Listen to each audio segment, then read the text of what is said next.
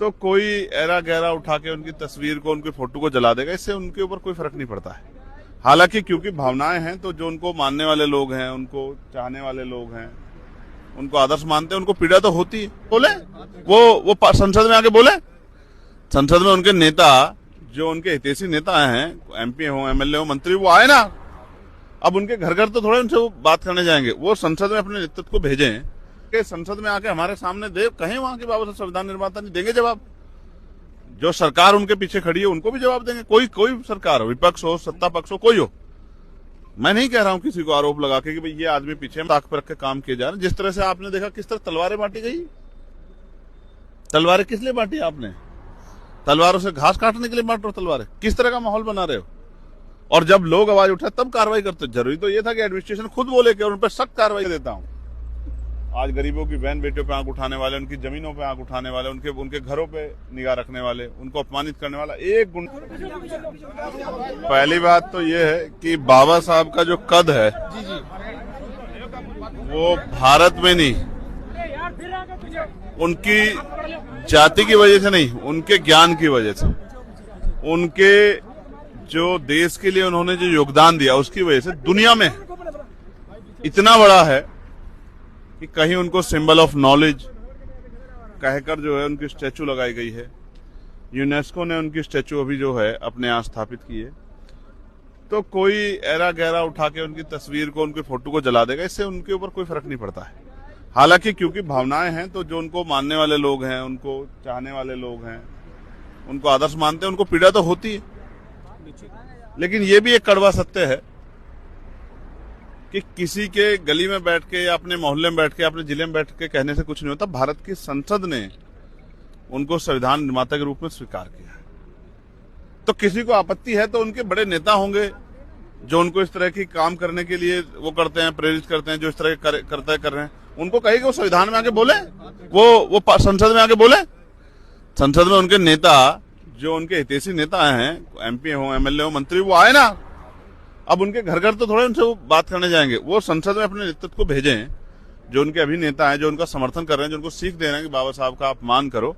हम तो संवैधानिक लोग हैं, हम तो अपने दिल में इस दर्द को लेके कानून रूप से कार्य कर रहे हैं। मुकदमा भी लिखा है, जेल भी गए हैं।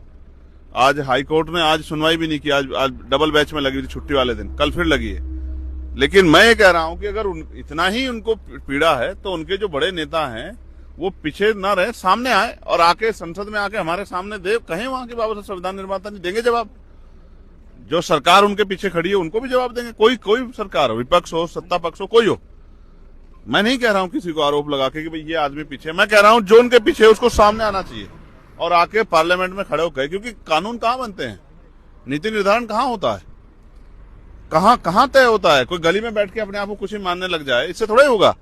भारत की संसद ने जो हमारा जो पूरा जो है कॉन्स्टिट्यूशन असेंबली के जो हमारे मेंबर थे, उन लोगों ने, सब लोगों ने उनको जो है उनके कार्य को सराहा है। और 2 साल 11 महीने 18 दिन भोंदुओं पे थोड़ा ही बन रहा है संविधान, बनाने लेते खुद पे खुद। 2 साल 11 महीने 18 दिन में तैयार हुआ है। तो अपने बच्चों की तरफ नहीं देखा बाबा साहब ने इस देश की क्यों नहीं दे पाए? संविधान से पहले आप इतने ही न्याय प्रिय थे, सामाजिक न्याय को मानने वाले थे, तो आपने संविधान के बनने से पहले महिलाओं को वोटिंग अधिकार क्यों दिया? क्यों आपने कमजोर वर्गों को, जब इस देश में मॉन्टेगो चेम्सफोर्ड सुधार समिति से पहले जब वोट दिया जाता, 3% लोग वोट करते थे, तब इस देश के कमजोर वर्गों के वोटिंग राइट के लिए कोई क्यों लड़ा? सब सहमत थे। टैक्स पेयर्स, पैसे वाले, उद्योगपति, बहुत पढ़े लिखे लोग, वही वोटिंग राइट उनको मिले। तो ये तो बाबा साहब का क्या संघर्ष है ना, उनका योगदान है, जो आज मेरे जैसे लोग मेंबर ऑफ पार्लियामेंट बन गए हैं और कल आजाद समाज पार्टी से आप देखना सैकड़ों लोग एमएलए बनेंगे। ये बाबा साहब अम्बेडकर का जो आशीर्वाद है, जो उनका योगदान है, उसकी वजह से। कौन चाहता था गरीब का बेटा पाल, प्रजापति, कश्यप, सैनी, मौर्य, साक्य, कुशवाहा, बिंद, राजभर, केवट, मल्ला, जाट, गुजर, यादव, लोधी, विश्वकर्मा, सैन, इनका बच्चा कोई कुर्सी बैठ जाए, कौन चाहता था? आज भी कौन चाहता है? जब यही लोग अपने हक के लिए आते सड़क पे, तो इनको पिछड़े दलित कह के क्यों नहीं देते? मध्य प्रदेश में तुम लोग तो अगर इतने अच्छे हो और हिंदू भाई भाई है, तो पिछड़े वर्ग के लोगों को देख क्यों नहीं देते 70% आरक्षण? तो कुछ नहीं है, सब खोखला है। इस देश में आज कानून को ताक पर रख के काम किए जा रहे हैं। जिस तरह से आपने देखा किस तरह तलवारें बांटी गई, तलवारें किस लिए बांटी आपने? तलवारों से घास काटने के लिए बांट रहे हो तलवारें? किस तरह का माहौल बना रहे हो? और जब लोग आवाज उठाए तब कार्रवाई करते। जरूरी तो ये था कि एडमिनिस्ट्रेशन खुद बोले कि उन पर सख्त कार्रवाई करता। जो आज तलवार बांट रहा कल बंदूक बांटेगा। और तलवार बंदूकों से कौन सा जो है विरोध करने का कौन सा तरीका है? यही कर प्रक्रिया कोई और दलित पिछड़ा मुसलमान करके देखे, उनके घर जमी दजना हो जाए, आप बताना मुझे। इस गुंडा तंत्र को लोग देख रहे हैं। और मैं तो यहां कह रहा हूं, आज हम लोग यहां हाईवे पे खड़े हैं सोरिख में। मैं कहना चाहता हूं, उत्तर प्रदेश के नौजवान को कहना चाहता हूं, उत्तर प्रदेश की माताओं बहनों को कहना चाहता हूं, आपने सबको आजमा के देख लिया है। इस पार्टी को, उस झंडे को, इस नेता को एक मौका आजाद समाज पार्टी को, चंद्रशेखर आजाद को आप दो, फिर बताना उत्तर प्रदेश विकास के रास्ते पे है नहीं। इनका आपके बच्चों को तो घर तक रोजगार पहुंचेगा, जब आपके घरों पे पैसे पहुंचेंगे, सम्मान का जीवन मिलेगा, जुल्म जाति गुंडा राज खत्म होगा, आपको महिलाओं को घर पे रोजगार मिलेगा, तब आपको पता लगेगा कि राजकाज क्या होता है। अभी क्या है, तो 5 किलो राशन देके वोट को लूट रहे हैं। बहुत बुरे हाल है। सर हरदोई में क्या लोगों में, हरदोई में जो रैली थी उसको महारैली बना दिया, सर क्या कहें? नहीं, हमने नहीं बनाया। भीम आर्मी आजाद समाज पार्टी के लोगों ने संयुक्त रूप से मिलकर काम किया है। वहां के कमजोर हक वंचित समाज ने ये तय किया कि वो आजाद समाज पार्टी के साथ खड़े होना चाहते हैं। और इतना उसका प्रभाव है कि बहुत सारे जो छोटे छोटे संगठन बने हैं और दल बने हैं, उनमें बेचैनी है। वो कोई एक वीडियो, कोई वो वीडियो लगा के जो है इस तरह की चीजें साबित करना चाहते हैं। मैं फिर आपको कह रहा हूं, हमारा जो संगठन है वो एक जाति का संगठन नहीं है।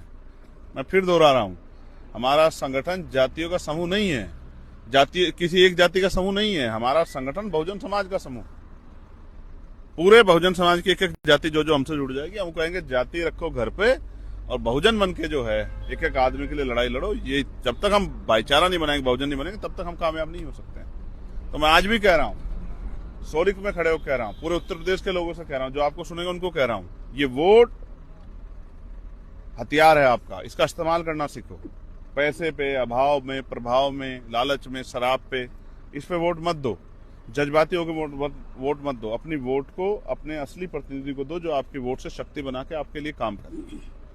और जिस दिन ये होगा उत्तर प्रदेश में, मैं आपको लिख के देता हूं, आज गरीबों की बहन बेटियों पे आंख उठाने वाले, उनकी जमीनों पे आंख उठाने वाले, उनके घरों पे निगाह रखने वाले, उनको अपमानित करने वाला एक गुंडा नहीं बचेगा उत्तर प्रदेश में।